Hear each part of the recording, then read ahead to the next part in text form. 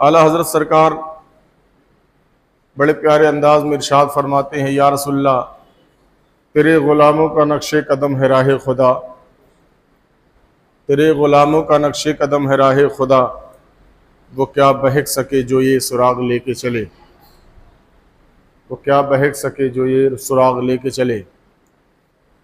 दोस्तान मोहतरम, पिछले हफ्ते मैंने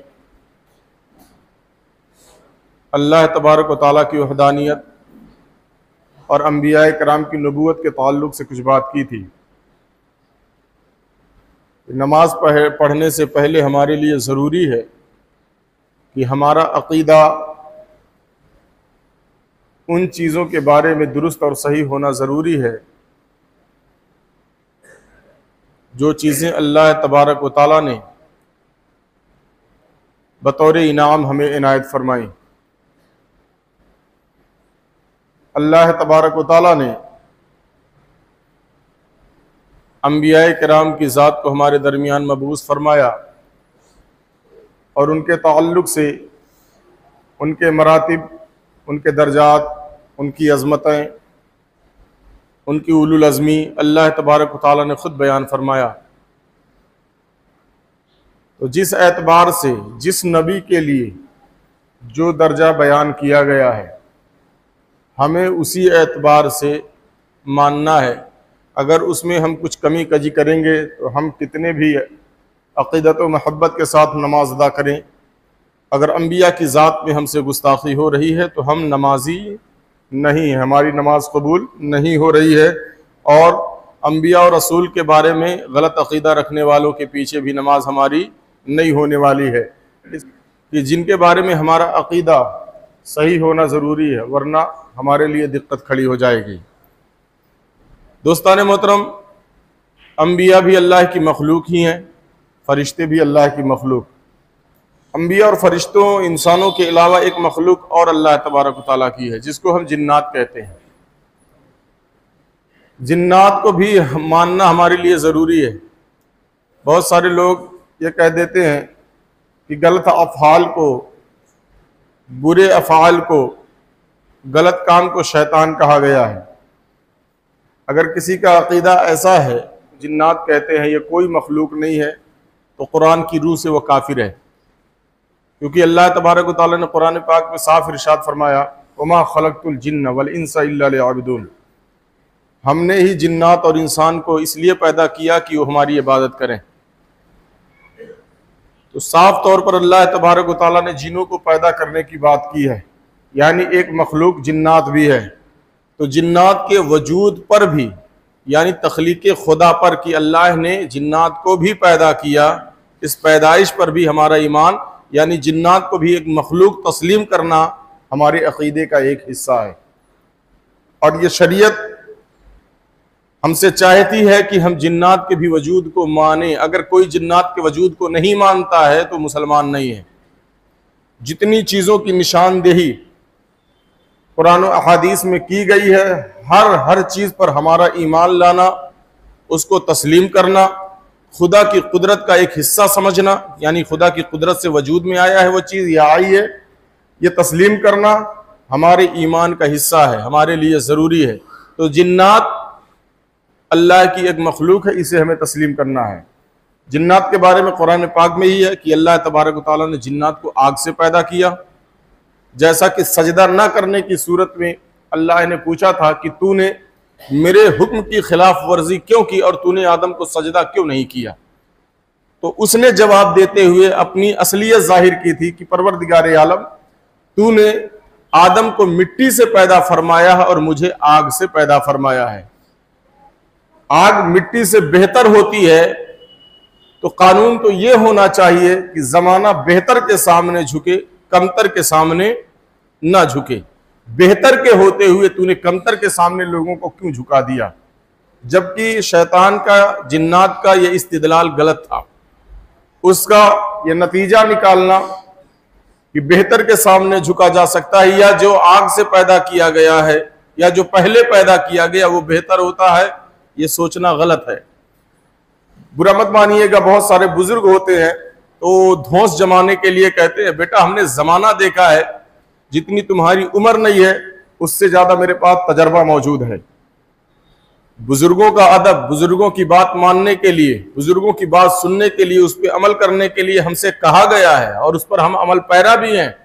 लेकिन ये कहना कि बेटा मेरा तजर्बा ज्यादा है, मेरी उम्र ज्यादा है, मैंने दुनिया ज्यादा देखा इसलिए मैं तुमसे ज्यादा समझदार हूं, यह गलत बात है, यह गलत बात है।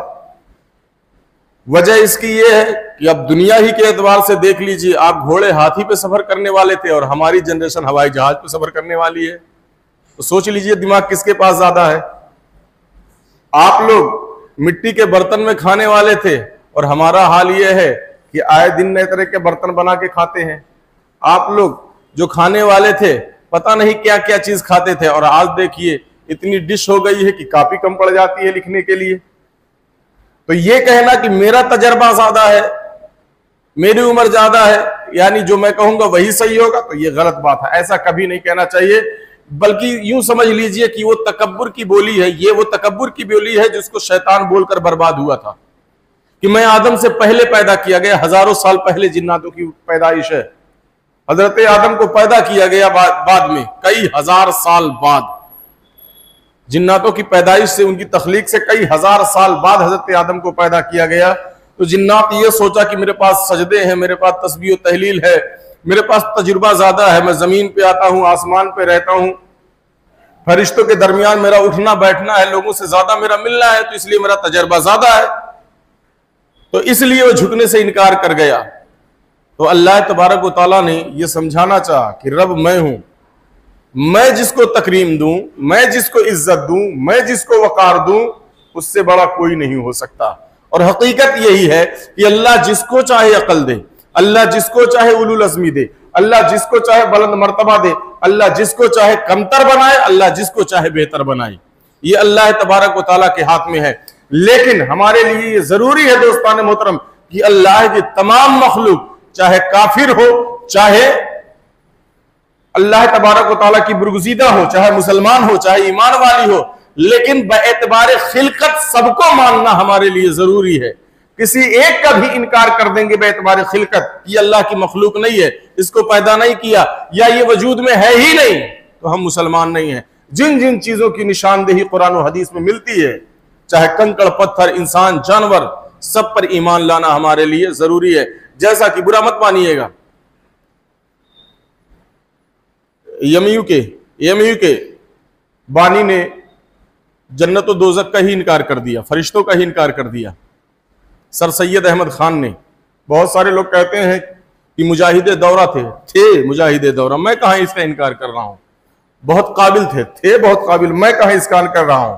लेकिन सिर्फ अब सोच लीजिए, अगर हम सारी चीजों, जन्नत पे, दोज़ख पे, फरिश्तों पे, अंबिया पे, रसूल पे, किताबों पे, सब पर ईमान लाते हैं, सिर्फ कह देते हैं कि जन्नत नहीं है या जहन्नम का तस्वुर गलत है, तो अब किसी भी मुफ्ती से फतवा पूछो कि हमने जहन्नम को झुठला दिया, हम मुसलमान हैं कि नहीं।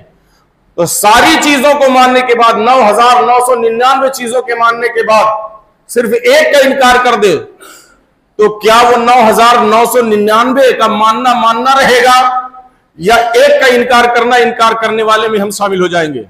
तो तमाम दुनिया के मुफ्तियों का यह फतवा है कि एक के इनकार करने की वजह से तुम 9,999 से निकाल के एक मिला के खड़े कर दिए जाओगे, तुम काफिर कहे जाओगे, तुम जहन्नमी कहे जाओगे, तुम अल्लाह तबारक व तआला की कुदरत का इनकार करने वाला कहे जाओगे।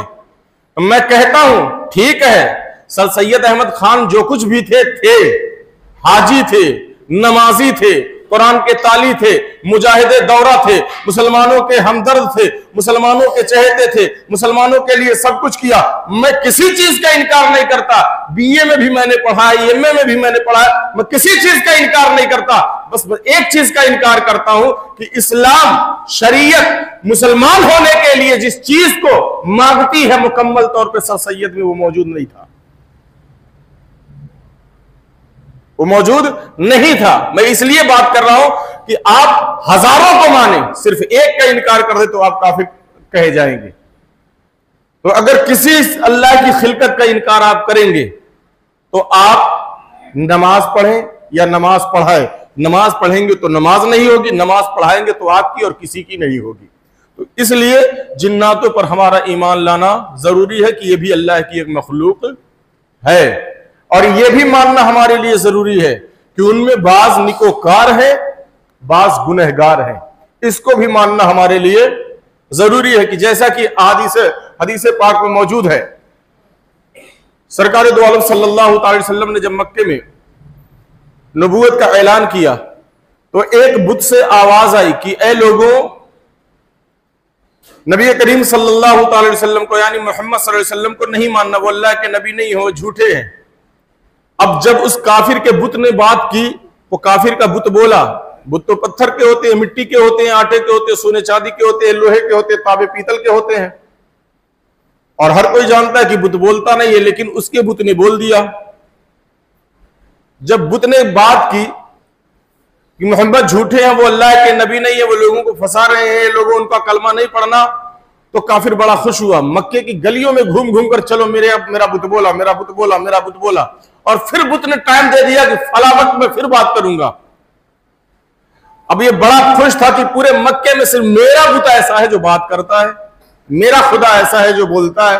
पूरे मक्के में घूम घूम के ये बात कर रहा था, ये लोगों फला वक्त मेरे घर आओ, मेरा बुत बोलता है, और तुम लोगों को मेरा खुदा ये बताएगा कि मोहम्मद अल्लाह के नबी नहीं है, उनका कलमा पढ़ने की जरूरत नहीं है। मुसलमानों, हाल ये हुआ कि सरकार दो आलम सल्लल्लाहु अलैहि वसल्लम तक भी ये खबर पहुंची। आका करीम सल्लल्लाहु अलैहि वसल्लम एक वादी से गुजरकर उसी तरफ जा ही रहे थे कि आका करीम ने इतने में क्या देखा कि एक दूसरी मखलूक यानी जिन्नात आ रहा है और उसके हाथ में तलवार है, उसके हाथ में तलवार है और उस तलवार से खून टपक रहा था। मेरे नबी करीम सल्लल्लाहु अलैहि वसल्लम ने सवाल किया कि ये तुम्हारे हाथ में जो तलवार है, इससे खून किसका टपक रहा है?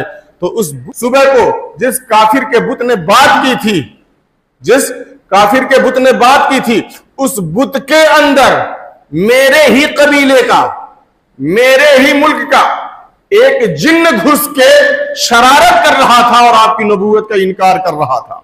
एक बुत जिन्न घुसा हुआ था उस बुत के अंदर, और वो आपकी नबूवत का इनकार कर रहा था और लोगों को भड़का रहा था। या रसूल अल्लाह, जब मैं घर पहुंचा तो मेरे घर वालों ने बताया कि फला जिन फला काफिर के बुत में घुस के नबी की नबूवत का इनकार कर रहा है, मुस्तफा जाने रहमत की रिसालत का इनकार कर रहा है, कुरान के अल्लाह की किताब होने का इनकार कर रहा है, अल्लाह की वहदानियत का इनकार कर रहा है। तो या रसूल अल्लाह, मुझसे रहा ना गया, और ए नबी करीम सल्लल्लाहु अलैहि वसल्लम, मैं घर पर रुका भी नहीं, फौरन मैंने अपनी तलवार ली और उस बुत का पीछा करते हुए आया। या रसूलल्लाह, इसी वादी में मैंने उसको फिन्नार कर दिया है, इसी वादी में मैंने मार दिया। और या रसूलल्लाह, सिर्फ मैंने मारा ही नहीं है, फिर यहां से या रसूलल्लाह मैं उस काफिर के घर गया, उस काफिर के बुत में घुसा। मजमा क्योंकि वहां जमा हो चुका था काफिर की बात सुनने के लिए, उस बुत की बात सुनने के लिए, जिन्नात की बात सुनने के लिए मजमा जमा हो चुका था। या रसूलल्लाह, उसके बुत में उसी तरीके से मैं भी घुसा जिस तरह से वो घुसा था, और जिस तरीके से उसने बात की मैंने भी बात की, लेकिन वो बात मैंने नहीं की जो इसने की थी। या रसूलल्लाह, मैंने ये कहा, ए लोगों, जो सुबह बात कही गई थी वो बिल्कुल गलत थी। मोहम्मद अल्लाह के रसूल है, अल्लाह के भेजे हुए हैं। अल्लाह तबारक व तआला ने तुम्हारी रहनुमाई के लिए जो किताब नाजिल फरमाई है वो कुरान पाक है। या रसूलल्लाह, मैं उसकी बुत में घुसकर बात करता रहा।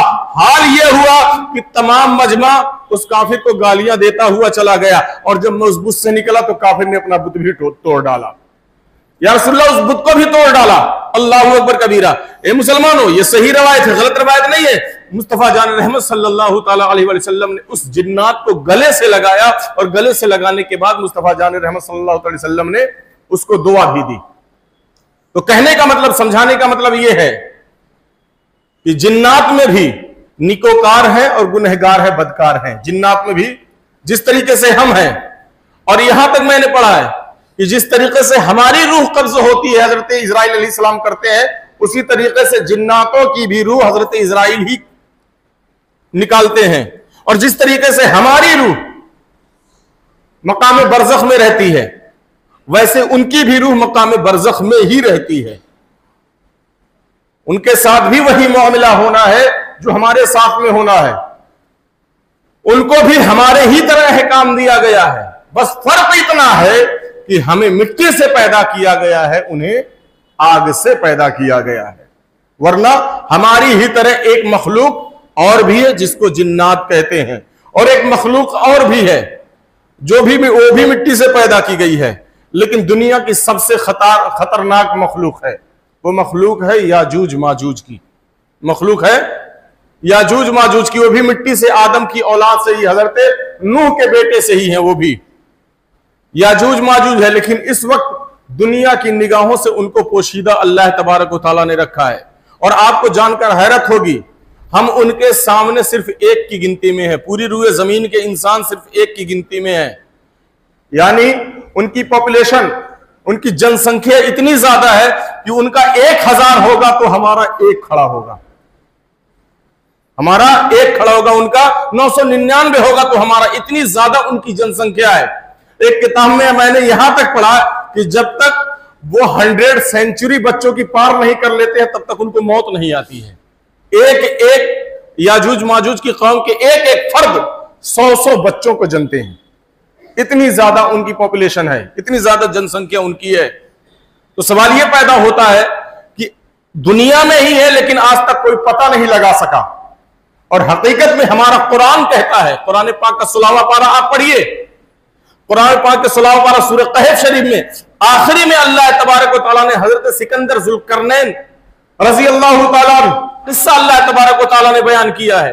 और उस किस्से में बयान किया कि आपने पूरी रूए जमीन की सैर की, और सैर करते हुए आप 2 पहाड़ियों के पास पहुंचे तो वहां के लोगों ने शिकायत की कि ए अल्लाह के वली, हमारे पास एक कौम आती है याजूज मौजूज की, जो हमारी हर हरियाली को खा जाती है, और हरियाली नहीं मिलती है तो उनका हमारे घरों के ऊपर अटैक होता है, हम उनसे बहुत परेशान हो चुके हैं। ऐ अल्लाह के वली, अल्लाह के नेक बंदे, उनसे हमारे बचाव के लिए कोई तदबीर कीजिए। तो हजरत सिकंदर जुल्करनैन ने क्या किया, 2 पहाड़ों के बीच में आपने रांगा और सीधा पिघलाकर एक दीवार तैयार कर दी है। पहाड़ के उस तरफ याजूज माजूज की कौम है और पहाड़ के इस तरफ पूरी नस्ल इंसानियत बसी हुई है, पूरी नस्ल इंसानियत बसी हुई है। वही दीवार जिस दिन टूटेगी, कुर्बे कयामत में वही दीवार टूटेगी, याजूज माजूज निकलेगी, तो पूरी नस्ल इंसानियत में याजूज माजूज से मुकाबला करने की किसी के अंदर ताकत नहीं रहेगी।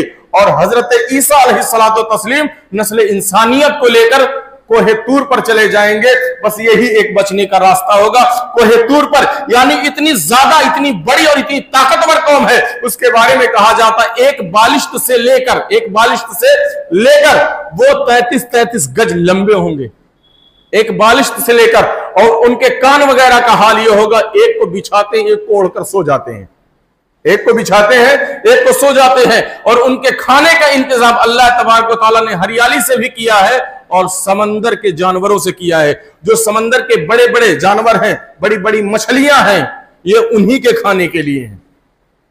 मैंने एक रवायत में पढ़ा, अजदहा जब पैदा होता है 6 महीना, साल भर, 2 साल, 4 साल, 5 साल का होता है, तो अल्लाह उसको आबादी में जगह देता है। ये कहां है? मारिजुन नबुवा, हयातुल हैवान एक किताब है, उसी में अल्लामा दमेरी की। जब साल 2 साल का रहता है तो इंसानों के दरमियान उसको जगह देता है, और जब वो बड़ा हो जाता है और उसकी भूख प्यास इंसानों से नहीं बुझ पाती या इंसानी खानों से नहीं बुझ पाती, तो अल्लाह तबारक व तआला अजदहे को उठा के जंगल में डाल देता है। ऐसे जंगल में जिसकी सरहद खत्म नहीं होती है, यूं कह लो अमेज़न का जंगल, तो उसमें रहता है, उसमें छोटे छोटे जानवरों को खाता रहता है। फिर वो इतना विशाल और इतना बड़ा हो जाता है कि अब जंगल के जानवर भी उससे डरने लगते हैं, जंगल के जानवर दुआ करते हैं, तो अल्लाह तबारक व तआला उसको उठाकर दरिया में डाल देता है, समंदर में डाल देता है। और समंदर में वो अजदहा जाता है तो वहां के जानवरों को, छोटे छोटे जानवरों को इतना खाता और इतना बड़ा हो जाता है कि अब समंदर के जानवर भी उससे पनाह मांगने लगते हैं। तो अल्लाह तबारक व तआला क्या करता है, फरिश्तों के जरिए से उस अजदहे को उठाकर याजूज माजूज की कौम में डाल देता है। और याजूज माजूज की कौम में वो अजदहा जाकर, अब सोच लो उनकी ताकत, दुनिया भी जिस अजदहे से पनाह मांगती है, जंगल के जानवर भी जिस अजदहे से पनाह मांगते रहते हैं, समंदर के जानवर भी जिस अजदहे से पनाह मांगते हैं, याजूज माजूज की कौम में जब वो जानवर पहुंचता है, यानी अजदहा पहुंचता है, तो वो लोग पकड़ के उसको ज़िबा करके उसको बोटी बोटी करके खा जाते हैं, उसको बोटी करके खा जाते। तो एक कौम मिट्टी से पैदा होने वाली याजूज माजूज की भी है। तो याजूज माजूज पर भी ईमान लाना हमारे लिए जरूरी है। कोई ये ना कहते किसी ने नहीं देखा, साइंस वालों ने नहीं देखा इसलिए हम नहीं मानते। साइंस वाले तो साइंस वाले तो मशीन की आंखों से जिस चीज को देखते हैं उसी को कहते हैं, लेकिन हम मुसलमानों के लिए मशीन की आंखें नहीं है, हम मुसलमानों के लिए कुरान और हदीस की आंखें हैं। हमें जो भी देखना है कुरान और हदीस की आंखों से देखना है। हमारी कुरान भी कहती है कौम याजूज माजूज की भी है और एक कौम जिन्नात की भी है, तो दोनों पर हमारा ईमान लाना जरूरी है। जितनी चीजें कुरान और हदीस में बयान फरमाई गई हैं उन पर ईमान लाना जरूरी है, वरना हम मोमिन नहीं है, न हमारे पीछे नमाज होगी, ना हम इमाम बने तो हमारे पीछे किसी की नमाज होगी। एक आखिरी बात बयान कर दूं, मलाइका भी एक अल्लाह की मखलूक ही है, फरिश्ते भी अल्लाह की मखलूक, और जिसमें फरिश्तों में जो दर्जा रखा गया उसी दर्जे पर यह नहीं कह सकते कि तमाम फरिश्ते बराबर है, नहीं। और यह भी कतई तौर पर कभी नहीं कहना कि तमाम इंसान बराबर, न तमाम इंसान बराबर है, न तमाम जिन्नात बराबर हैं, न तमाम फरिश्ते बराबर हैं, कोई बराबर नहीं है। सबको अल्लाह तबारक व तआला ने फजीलत दर्जे दे रखे हैं, तकरीबन दर्जे दे रखे हैं अल्लाह तआला, कोई ऊंचे दर्जे पर है, कोई नीचे दर्जे पर है, हर किसी के पास दर्जा मौजूद है। इंसान होने के एतबार से बराबर हैं हम, लेकिन दर्जात के बराबर के एतबार से अल्लाह तबारक व तआला की नजर में महबूब और मरगूब और अल्लाह की नजर में हम मरहूब होने की वजह से दर्जों पर है, कोई बराबर नहीं है। यहां तक कि अल्लाह ने अंबिया के बारे में फरमाया तिलका रुसुल फद्दलना बादहुम अला बाद, अल्लाह तबारक व तआला ने इनको फजीलतें दी हैं, लेकिन फजीलतों के एतबार से बास को बास पर बुलंद किया है।